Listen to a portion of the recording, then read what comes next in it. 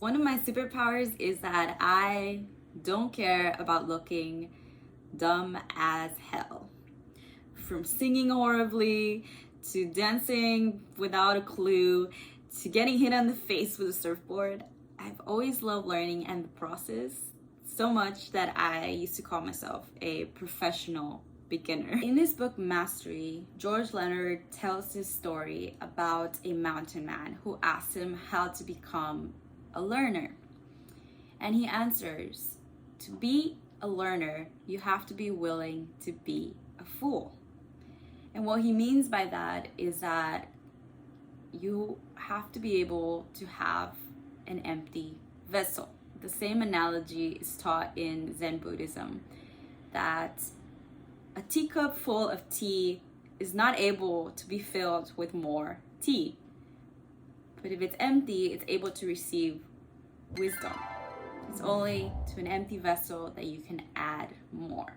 It also makes the same comparison to children who are allowed to say da instead of dad, or able to fall when they walk and get up and, play, be silly, explore, make mistakes. And those things are still looked at as progress and good deeds and part of the process. Nobody expects a kid to just get out of the womb and be able to say dad or say mom or even say your name correctly the first time. I know my brother, when he was little, he used to call me Cinta, which kind of means shoelace in Spanish. So we didn't think that was wrong.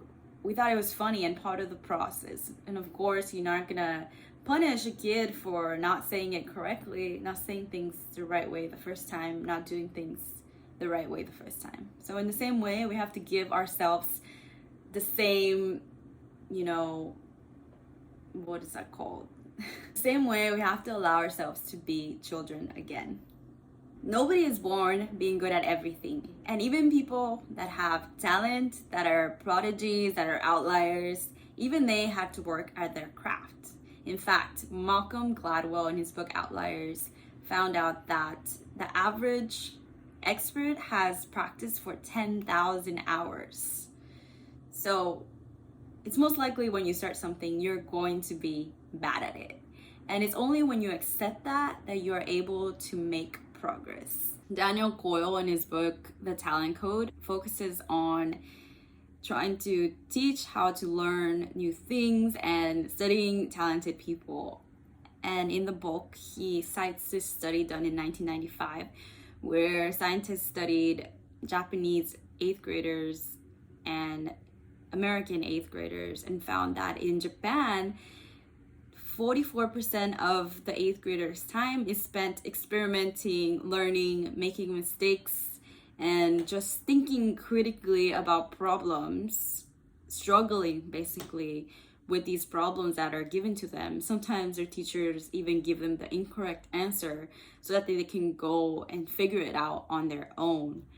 Compared to American schools, where usually the teacher tries to make it as easy as possible so that they can glide through the material and not have any issues. And if they have issues, they fix it for them. You ask questions, they fix it for them. They give them the answer. This is not the best way to learn. The best way to learn is to make mistakes, to look at those mistakes critically, and to fix them. Struggle with the problem makes it easier for you to learn. Struggling and looking dumb as hell is a superpower. Be willing to fail. Entrepreneurs fail all the time. They continue trying, they pivot, they start a second business. When an entrepreneur has failed once, it is more likely that they will succeed at their second venture. So keep trying, keep failing, fail fast. In the same way that life teaches you lessons when you are at your lowest point or your darkest moments, it's the same way that you learn things in other skill sets of your life. So be willing to look stupid. Be willing to start something new.